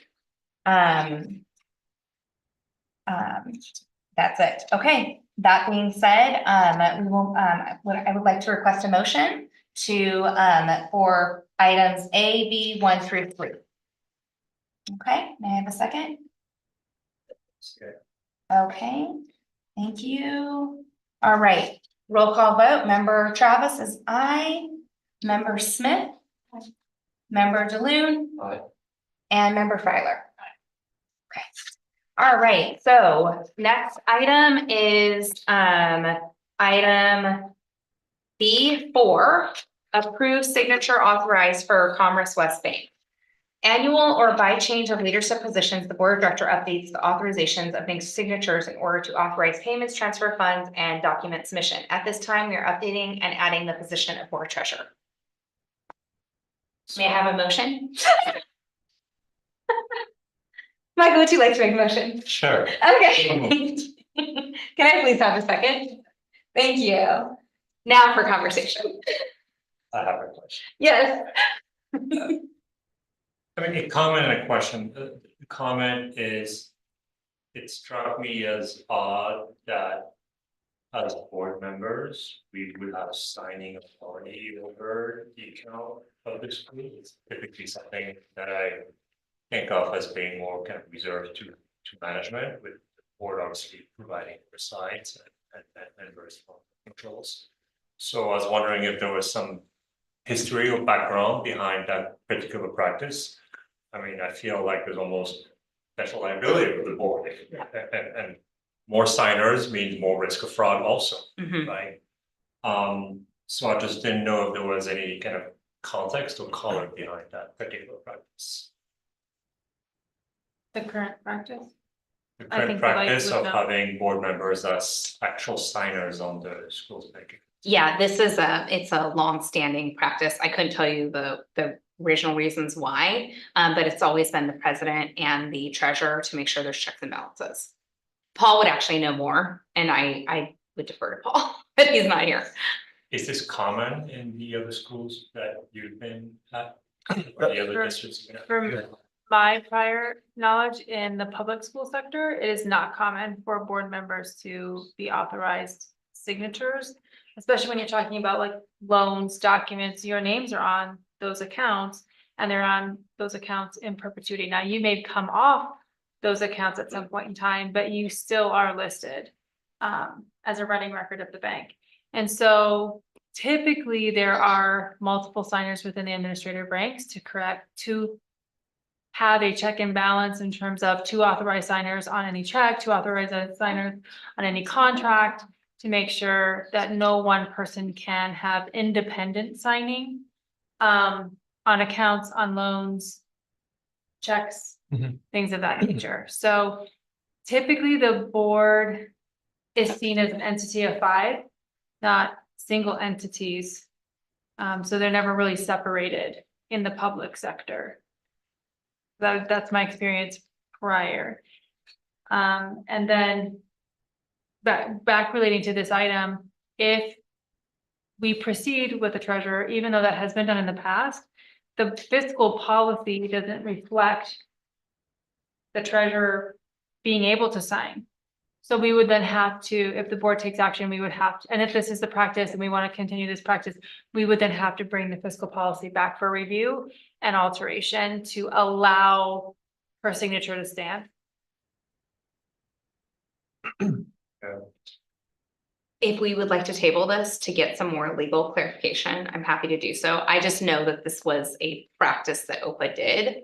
And I know there was reasons behind it, but I don't remember off the top of my head. And this would be somewhere where I would defer to Paul on this, because there was something specific around the loan that it had to have the president be for the loan specifically, but I don't remember those pieces. The loan, but this is for the deposits, right? Mhm. So, yeah, I mean, I think it warrants, I would suggest that it warrants further exploration. I think that it could impair our ability to rely on the business judgment rule, et cetera, if we start to have partners in this, to the extent that it's intended to be a perhaps preventive control of some sort. I think there are other controls we can put in place in order to prevent, fraud, misappropriation of funds, et cetera, but it's school administration. So yeah, I think we should revisit that. It's just bizarre. So are we seeking legal counsel for this to come back to us or on it, or what would you propose? I would suggest that we table it and that that we seek some feedback from council in terms of what would be the best practice. So legal and then finance committee. You want us to bring it to finance committee? That's fine. Yeah, I think we could also consult fiscal crisis management assistance team. For those watching, FICMAT. They're the watchdog entity in the state of California for local education agencies. So they also have best practices of what to do in these scenarios. They do reporting, fraud reporting, all types of different reporting and auditing of districts in the state of California. So they would also have some great information on what would be a best practice. Controls. In terms of internal control and delegation of duty. Could I ask as part of that you also provide us a current list of who's names on, sorry, my voice is giving out, on which accounts? Names on which account? Yeah, I just know, like, I was asked by prior administration to provide a whole bunch of information, including my mother's maiden name, to go on some documents, and I've never signed or been asked to do anything, but I don't know why that information was needed from the board member, and then what accounts my name might be associated with. Or still on? Correct. So I think it'd be good for us to see a list of all of our accounts and who's on which ones and the reasons why, as part of this exploratory process. So you're directing them to provide that to you? Yes, please. Well, the board. The board. Yes, we will do that. Thank you. All right, so this will be tabled. I do need to make sure that everybody's in consensus about that, so I will still take a roll call vote to table this. I think I need a motion to table, actually. Yes. Yes, can I get a motion? Okay, and a second? Second. Okay, and then roll call vote. Member Travis is aye, member Smith. Aye. Member Jalou. Aye.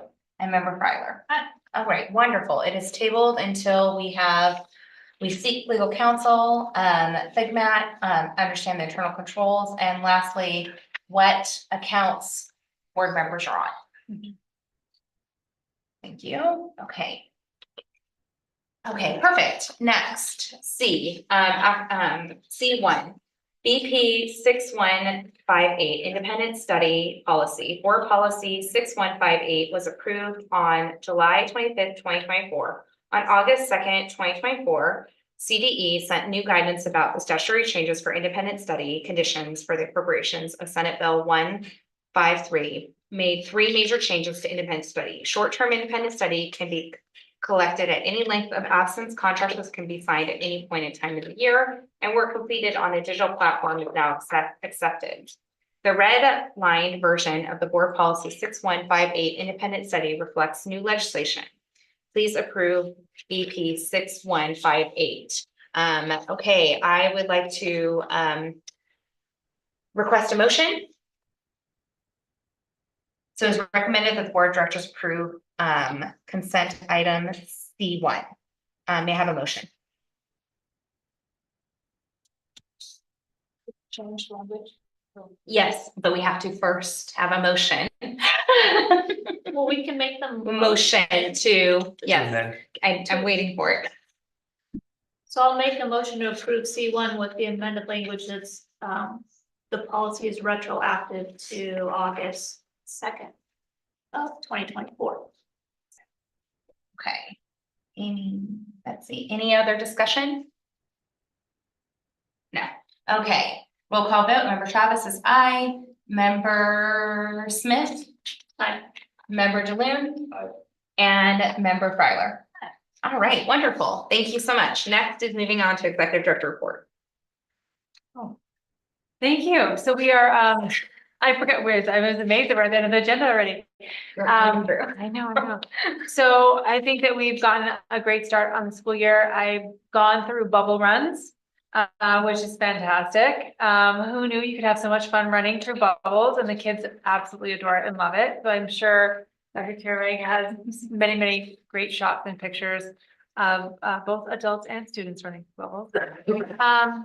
Also, as we are departing from a couple SAGE administrators here, it is the dawn where a new administrator set up can stand up and kind of take their prominent role. So again, I'm just happy that Jackie has done that, and I just really applaud her.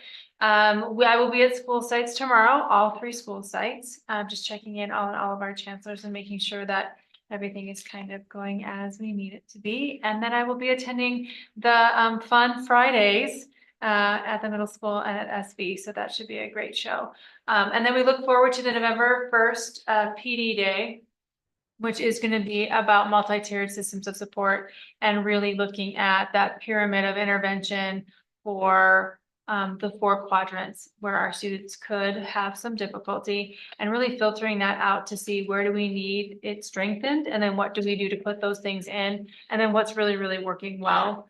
And then really getting our staff some good PD from the Orange County Department of Ed. So that's next on the docket. Wonderful. Thank you, Thank Dr. you. Fricker.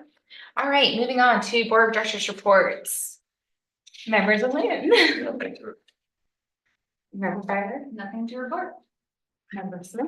Well, I'm just wanting to say, congratulations again to our multi-language learners. I'm super excited for their progress, and thank you to Ms. Didion for all the work that she does in that program. And then to echo the sentiment shared by Dr. Fricker, thank you to those stepping in the interim roles. We really appreciate maximizing the opportunities that we have that come with change. So thank you to those individuals. Thank you, Dr. Smith, and I will just say ditto. So with that, we will recess back to closed session.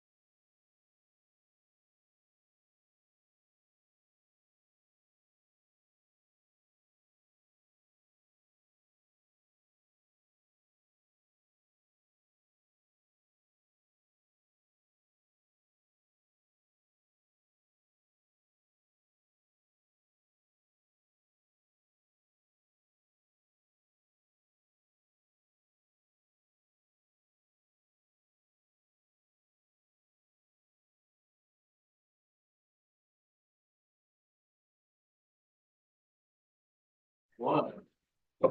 Okay, welcome back. The meeting was reconvened to open session at 10:30 PM.